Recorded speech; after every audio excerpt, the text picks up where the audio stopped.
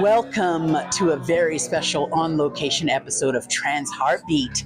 My name is Michelle Matlock, your host, and I encourage the use of all pronouns. I'm here in Washington, D.C. at the Creating Change Conference 2026, one of the largest gatherings of LGBTQ plus changemakers in the country. The Traction team has arrived, energized, and ready to connect, share, and build. We have Michael, Aspen, and Mya Byrne, including myself, with us on this journey. So this is going to be a little adventure that you get to go on behind the scenes at a Creating Change conference. There's so much to do here at these conferences. Each hour is a different session or gathering, from Buddhist meditation to Black activism, to politics, to safety, to cabaret performances. It is an amazing collection of events. And in this episode, we'll also take you inside of Traction's presentation that we did here at the conference, where we shared the powerful story of Project Open Arms, our grassroots trans plus resettlement initiative, and we celebrated the joy and strength of community. So buckle up, prepare for the ride. Here we go. Day 2 of Creating Change, and it was Traction's big day. Our presentation was called From Banished to Belonging, Building Trans Plus Community Power Through Domestic Resettlement. That morning, we did a quick practice run, feeling ready, feeling grounded. Then the room started to fill up with participants. And right before we began, we all got the text message. The main conference event was running over. All workshops delayed 30 minutes. A little moment of, oh no. But thank goodness we had Mya Byrne on our team. Mya grabbed her guitar and gave the room an incredible mini performance, turning the delay into something joyful and unforgettable. I'm way too fucking famous to be this poor. I'm way too fucking famous to be this poor. And then we launched. I started by introducing Traction, our mission, and the programs we've built to create connection, visibility, and belonging for trans and gender nonconforming people. Michael shared how Project Open Arms was born in response to the growing crisis of anti-trans laws and forced migration. Aspen walked through the real work: volunteers, safety, support, and helping people rebuild their lives. We talked challenges, we talked hope, and we left that room reminded of something powerful. This is what community looks like, and this is what belonging sounds like. Day 3 at Creating Change. And honestly, this was the day we could finally breathe.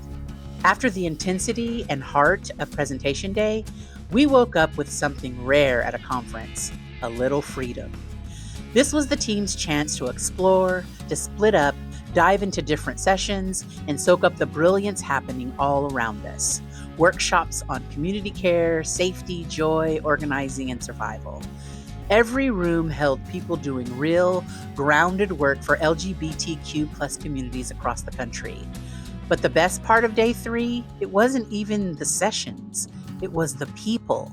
What's so powerful about Creating Change is the sheer diversity of who shows up. Different identities, different regions, different movements, all coming together with the same purpose: to change the world. And that's what you'll hear next. A few of the incredible voices we met along the way. Hey everybody, my name is Hope Giselle Godsey, and my pronouns are she, her, and Beyonce. And yes, I do mean that seriously. Family, it's Anna Deshawn, your favorite queer radio personality. Pronouns, anything respectful is amazing. Coming from Chicago, Illinois, Southside all day, we bear down all day. My name is Bambi Salcedo, and I do have the privilege to be the president and CEO of the Trans Latino Coalition, which is a national advocacy organization that is based in Los Angeles. Well, hello, beautiful people. I am the one and only Love Latanya. I currently live in Jackson, Mississippi. I am the founder and executive director of Awakening Love. My name is Lorelei Arisis. My pronouns are she and her. Hi, I'm Joy Iwancio. I'm Alex Capitan, and I'm from Western Massachusetts. It's always great to be in community. It's always great to see beautiful and amazing people who are organizing and strategizing for all of us to have a better world. This is a space where I feel like I get to be a Black trans person unapologetically, despite everything else that's going on in the world. And I get to see like-minded folks that are not always Black, but share a similar lineage, understanding of policy, culture in the world around me and around us. And I just love it. I love it here. It feels like a family reunion, but I also learn a lot of things every time I walk through these doors. I want to be able to help people tell their stories authentically and in a way that speaks true to their community and the folks that they want to reach most. I own two media companies out of Chicago, E3 Radio and The Cube. E3 Radio is our radio station. We're playing queer music all day long. All right, I'm hosting our award-winning queer news podcast, 5 or 6 queer news stories, every Monday morning, wherever you get your podcast. Tap in, okay? I know you'll find stories that you do not hear anywhere else. And then we've got The Cube, Q-U-B-E. We're building the largest database of Black and brown podcasts, so you can find the content you have been desperately searching for. So we out here just trying to solve problems and making solutions. That's all we here. And we're doing it for you, so tap in. So Awakening Love is an organization that we aid trans and non-binary people with abilities of self-determination. We just opened the very first trans drop-in center in Jackson, Mississippi. We're making history, and of course we want to bring you on that ride. So we would love you to reach out to us any way you can. Look us up on any of our social media. That's going to be Awakening Love Mississippi. Awakening Love Mississippi. We would love to hear from you, connect with you, collaborate with you. We have had each other's backs for generations and generations, way before anyone even wanted to admit that we existed. So this current political moment is really tough, and it's not everything. It doesn't define you. It can't stop you from being who you are, and we got each other. Transitioning is the best thing I ever did for myself. It made me a better person. It gave me these amazing perspectives on the world. It let me meet all kinds of wonderful people. And most importantly, it let me be myself. If I could go back and choose again, I would make exactly the same choice. I would transition again with everything I know, even today, in a heartbeat. There is a path forward that is open for you. Okay? So please know that you are loved and the world is better with you in it. I just want to say for the beautiful, amazing, incredible young people to remember that you do have power, that individually and as a community you have power, that you are a divine creation, and that bring your light everywhere, anywhere. Don't be apologetic about who you are. Always be you. We're here to do the work. We're here to love on trans people, and we're here to love on you because we need our allies as well. So thank you so much for just being you and thriving and moving forward towards our community, because you matter too, and we love you. Love. Mwah.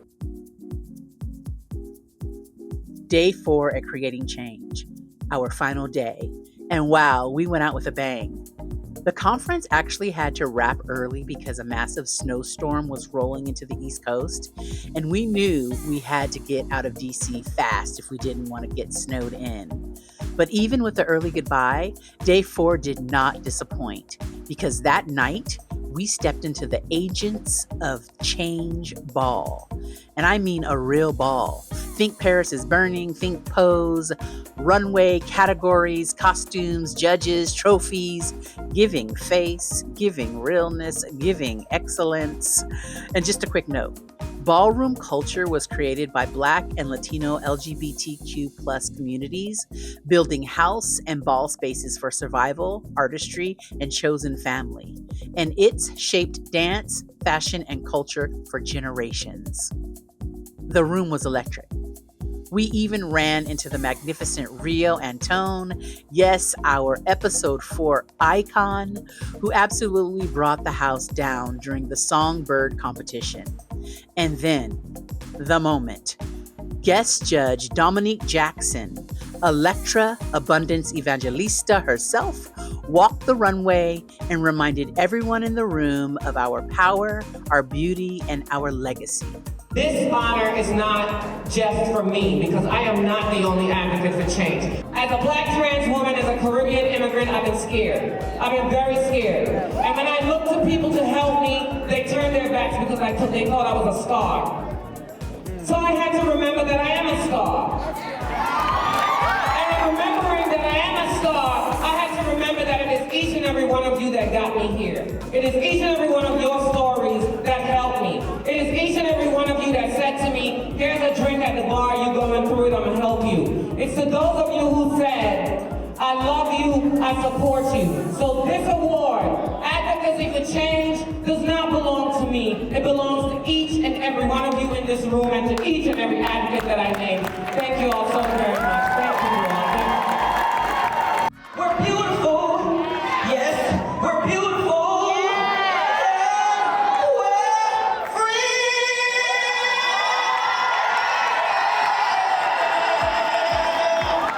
What a way to close Creating Change. In joy, in glamour, in community. Ballroom, baby. That's a wrap from Creating Change 2026. We came to DC with open hearts and left with new friends, powerful partnerships, and renewed hope for the future of our trans plus communities. The energy in these rooms reminded us that we are not alone, and that when we come together, we build the world we deserve. Until next time, keep your heart open and your joy loud.